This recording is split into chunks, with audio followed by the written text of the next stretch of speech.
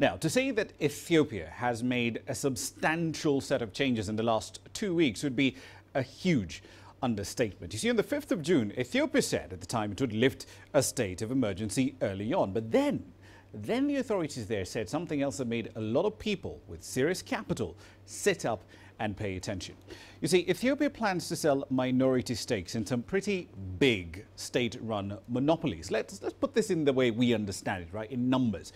You will now be able to buy into the continent's biggest single carrier. It's got a fleet of 100 planes. It's got $2.7 billion in revenue in the fiscal year ending June 2017. It carried 9 million passengers. Now, for context, with all these numbers, Ethiopian Airlines right now has more planes than the next two carriers, SAA and Kenya Airways combined. And of course, on top of all of that, it's profitable. The other two are not.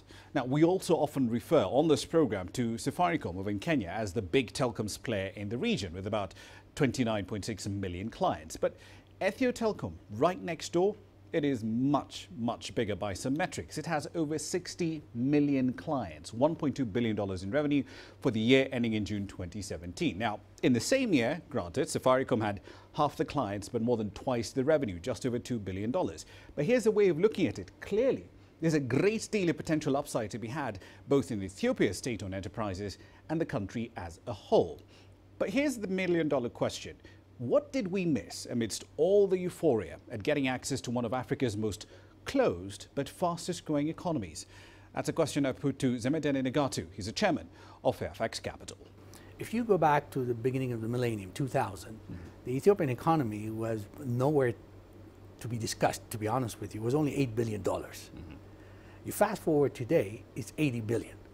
In a couple of years, if it stays on the track that it's on, it'll be $100 billion. Today, actually, there's only 3 countries in Africa, in sub-Saharan Africa, who have a GDP of $100 billion. So Ethiopia is going to join that very quickly. And the thing you talked about, the deficit and all that, one of the reasons that is causing the deficit, or was causing the deficit, is because of huge capital expenditures that the country has made. As you know, the railways, the airports, the power plants, the power plants, the dams, everything, all the airline, all the big investments that were needed to get it from 8 billion to 80 billion. And this is the other important part. The per capita GDP was only like $130 at the beginning of the millennium. It's now close to $1,900. So in order to accelerate the growth for a huge country, as you said, that's 106 million people. Only Nigeria has a bigger population. Yep. And to sustain double-digit GDP growth, according to the World Bank, for a period of 12 years, I think they needed to spend a lot of money to get it there. And that is where now the transition has to happen from big capex, state-led, to now a handshake to the private sector. But ultimately, though, there's still quite a few other details that are missing, right, in this entire picture. Because, for example, okay, the EPDF comes out and says, yeah, we're going to, open up SOEs, especially the crown jewels, as it were, to private capital. But then investors sitting outside will look at it and say, okay, but what about convertibility of the currency, right? What about floating the Ethiopian birr, for example? If I put my $1 million in there today, can I get it out tomorrow, and so on and so forth? These are the other missing details in that plan, aren't they? Again, good points, but again, context is important. By law, if you're allowed into Ethiopia as a foreign director under the FDI law, the sovereign state is guaranteeing that you can repatriate your capital. The when is a point for discussion. As you stated, at the moment there's a foreign exchange shortage in the country. I mean, it's just stated everywhere. There's nothing to get around that.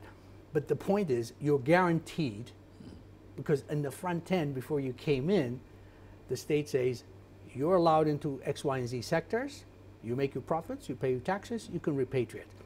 I mean, if you come to Addis, just outside of Addis, 35 miles from Addis, there's this massive, massive industrial park called the Eastern Industrial Zone, built by the Chinese, for example. Yeah.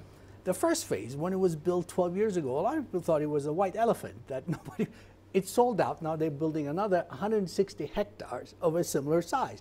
And they're producing cars, they're producing cement, they're producing value-added export. And that's what I think will happen eventually. The investor coming into it, by the way, and this is the other thing I need to emphasize is, whoever invests in Ethiopia, and then this is broader Africa, but let's focus on Ethiopia. Whoever invests in Ethiopia needs to be a strategic investor. You shouldn't come to Ethiopia to flip assets. If you're a strategic investor, 3, 5 years, 7 years timeline, you're a multinational, you're a global investor, the short-term forexes shouldn't worry you because the fundamentals will drive your business growth.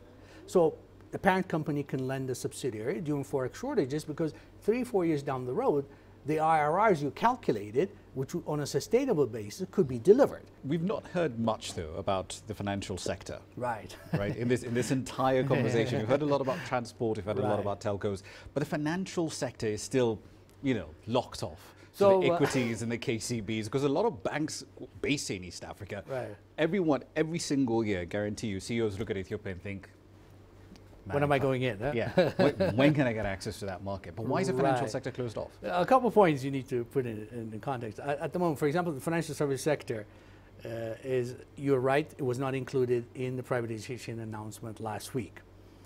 I think they have a good reason for not doing that. I also have some questions about whether the wisdom of opening it at the moment. I mean, again, to put things in context, the biggest bank in East Africa is actually based in Ethiopia. It's the Commercial Bank of Ethiopia. Its balance sheet, its total assets is bigger than the 5 Kenyan banks combined in terms of assets. So what they need is to transform them into an operational efficiency type of. I mean, China has the top 4 largest banks in the world today, and all of them are state-owned. Okay, so sometimes the classic textbook economic study we have may not apply. It's a different market. The capital accounts are closed. The financial service sector at the moment is closed. Actually, my suggestion has been, and I've suggested this to the government as well, is we have 17 private banks and 1 giant state-owned bank, okay? I think to be competitive, we probably need to reduce the 17 private banks to maybe 4 or 5 very big ones, build them up, make them more efficient, and then open up.